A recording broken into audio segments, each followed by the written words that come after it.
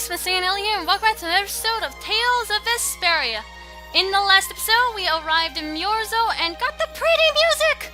I love this music. Anyway, we're gonna head up here and go back into the Elder's house. I know we just came from there, but I think I actually missed something in here. We have to go to the back of the room, and if we check around, we should get... Wait, what was that? What was that? Come on. Come on, I know I just saw something. Wait, no. Okay, whatever. I know there's something here. Come on. There we go. We have one treat. Maybe the other one was at the other side of the room. Gotta love these hidden items. There we go. A treat and a specific. I kind of forgot about them when we were actually in here doing stuff, so I decided to just pick them up before we go anywhere else, and I forgot again. So, we're gonna head down here. The house is not that one up there like I was thinking before, but this one right here. The Cataclysm? The Autophagos? If that legend's true, then maybe the power of the Child of the Full Moon isn't the only thing to blame for bringing out the Autophagos. But what about the hearing the world's prayers, life faded from the children of the full moon part? Maybe they averted danger by killing the cause of the Autophagos, the children of the full moon. But wait! Aren't the Hermes blastia the real cause? Can't we just stop those? It might not be just the Hermes blastia. That legend made it sound like all blastia disturb the world's air. Right, Rita? The elders said that blastia are blastia. There are no normal ones or special ones. I think that means the only thing that's different is how much air each formula uses. Even the blastia we're using? Blastia are special, but all blastia utilize air in a formula. They're all the same. And formulas need air to work. The Hermes technique, the children of the full moon, they're probably only part of the danger. With more and more blastia, the Autophagos will awaken. This is what the Entelekea are afraid of. Yeah, that's what I was worried about. I didn't want to admit it. Blastia couldn't be bad. The people who used them for evil were the bad ones. That's what I always believed. But I was wrong. So does that mean we have to stop every blastia? Like the people here in Mioro did? That's impossible. We need blastia for our everyday lives. Barrier blastia, aqua blastia, blastia too. Yeah, you're right. I couldn't take on a really tough monster if I didn't have this. Yeah. I wish we could use blastia without worrying about consuming air. But I guess that's just a dream. The Rhizomata formula. What's that? All things exist due to the sublimation, reduction, formation, and dispersion of air. Some think that a still undiscovered theory could freely manipulate those essential mechanisms of air. Formulating that theory is the ultimate goal of current magical research by mages around the world. So that's the Rhizomata formula? If it's found, manipulating air will become so much easier. Of course, we need a formula to reconstruct air from power that was originally converted from air. But Estelle's power is actually directly manipulating air. Estelle is the closest thing to the Rhizomata formula. If we can use a formula to interfere with and neutralize Estelle's power... I don't really get it, but if you work out that formula thing, then Estelle can live in peace, right? So by that logic, if we could control the excess of air, we could prevent provoking the Autophagos. Awesome!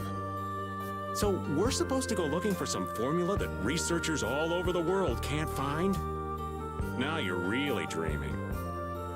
I will figure out this formula. For Estelle and for me.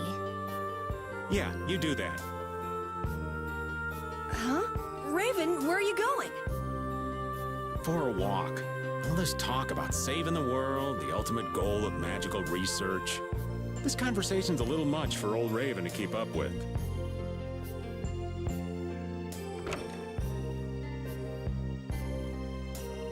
That formula sounds nice and all, but the air is getting worse as we're sitting here. Yeah. For now, we have to find whoever is making the Hermes blastia. Otherwise, it'll be too late, just like Pharaoh said. But how are we supposed to find whoever that is?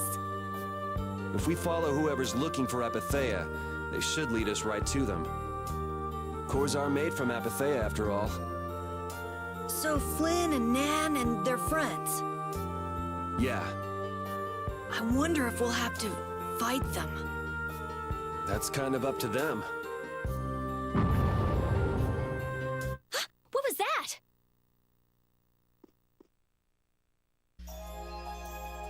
Uh-oh. Gotta love interruption. Alright. We are going to head outside. I want to see what the villagers say. Do they know anything about this? There was a large noise by the entrance. I was so surprised. Okay, so they do say stuff about it. So we're gonna go back to the entrance like we are directed to. This blastia is working. Why? Okay, so one woke up. This one is fitted with a core. Something's written here. Warp blastia? So in other words, someone used this to leave Miorzo. It looks that way. What could a functional blastia be doing here? Okay. Okay. That's great. And where'd the old man go? You don't think both of them used this? The blastia in our town should have all lost their cores back in ancient times.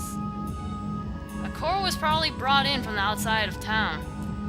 It should require adjustment to function properly, but Estelle is an exception to the rules.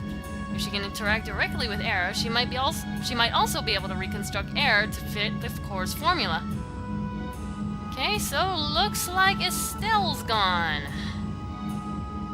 Very well. He's such a grouch. Let's look for them too. Great. This is wonderful. Anyway, we have a character skit. They're gone! I never should have left Estelle alone. Maybe I couldn't have done anything, but I should have stayed with her. She was so depressed. You're not responsible for this. Beating yourself up over it won't bring her back. I know. And what happened to Raven? He was acting a little strange. You think they're working together? I really doubt they'd both disappear at the same time. But why just the two of them? Don't make me start questioning your loyalties, Raven. So apparently Raven is up to something really fishy here. Oh, okay, that's just that thing. Alright, we're gonna head back a little further out of town, if you can really call this out of town. Down here, and let's see, I think, wait a second. I was not supposed to do this, was I? No, I do not believe I was. Okay.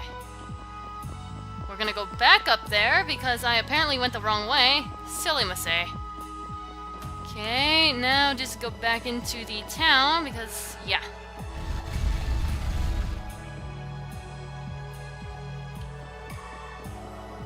Okay. Let's see, where am I supposed to go? Little bit confused here. Go up here, yes, no, nothing? Oh, that's the shop. Well, that explains what that is. Try going back in here, maybe? Oh, hey, a save point. Okay, this is nice. We're gonna go ahead and save really quick.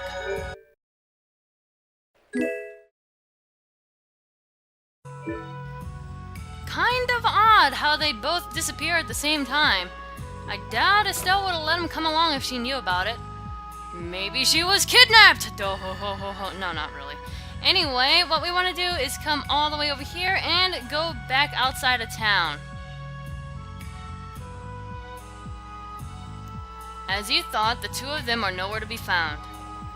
I wonder what could have happened to them. Okay. Perhaps the two of them just went out on a walk. No, I don't think so, dude.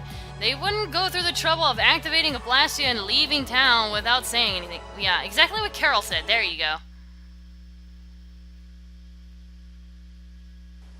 And we have a flashback here. Well, only the living have the privilege of saying they'll fight to the last breath. And words like conviction and resolve don't mean much to a dead man. Ah, well, just when things were getting good. Just who are you, anyway? What does the head of the Knights want with you? Okay, that's a connection that Yuri apparently forgot about. Y'all remember that right at the beginning of the game? Raven has some sort of connection with the Commandant, apparently. I understand how you're feeling, but please try to calm down. Of course I'm worried. That's why we should calm down and think rationally, right?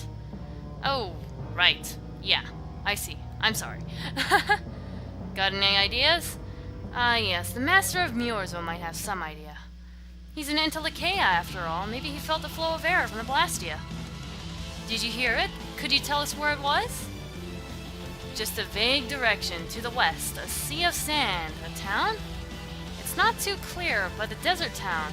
I think it's Jormungand. Okay, so that's where we met Duke before. Let's head there now. Alright. So Judith is leaving her hometown again. You don't need to shoulder such a burden. Haven't you suffered enough? Okay. If you went into the outside world, you might understand too. Yeah, instead you shut yourself away. And we obtained dragon boots. Very nice. Now before we head off to Jormungand, I want to go ahead and equip that too. Let's see. Can I equip... Wait, no, not that. Here we go. Cape. Where are the wait, no dragon boots? Really? Wait a second, what kind of item was that then? Let's see. Oh, I see, so only she can wear it. Sweet. Let's go ahead and give that to her. It's about time she got... Or not? What? Wait, I probably should have just done that. Let's see, there we go. Okay, apparently it was on there, but I just didn't notice it. Oh, it's a sub-weapon. I'm stupid. Okay. For a second I was like, it should be an accessory or something. But no, apparently I was wrong there. Okay. That makes sense. Anyway, before we head off to Jormungand, we are going to head back into Miorzo. We still have one more thing that we want to do here before we leave. Or two more things, actually. Before I forget about them. So we get to live with the epic music for a little while longer. Still love this place. I love this place. I love this place. Anyway, into the door. And now let's go back to the house that we were occupying before. Just slip right in. And this is practically a free inn. How lovely is that? Check. Do you want to rest? Yes. Where's she going this late at night? I should be asleep too, for that matter. Just what do they eat to get this big? The only thing they eat is air.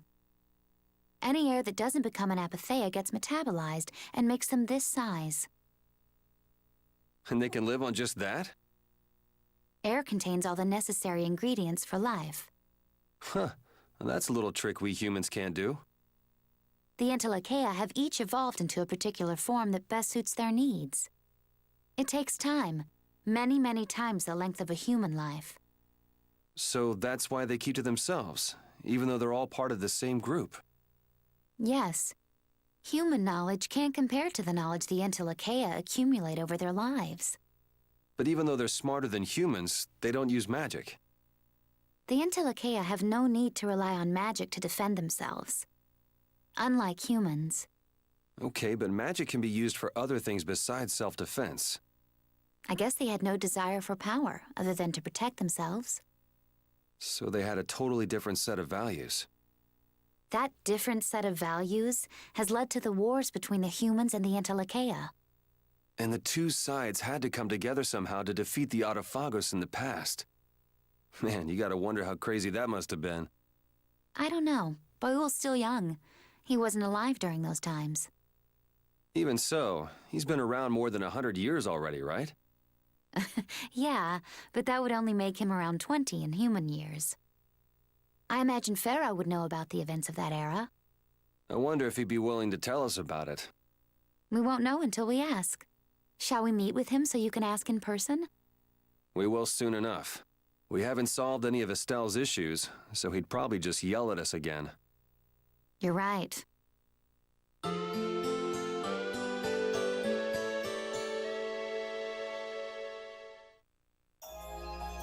think yelling is an understatement. He kind of threatened to fry us, I would think. Anyway, we're gonna end this episode here, so I will see you guys later. MasaeAnela out.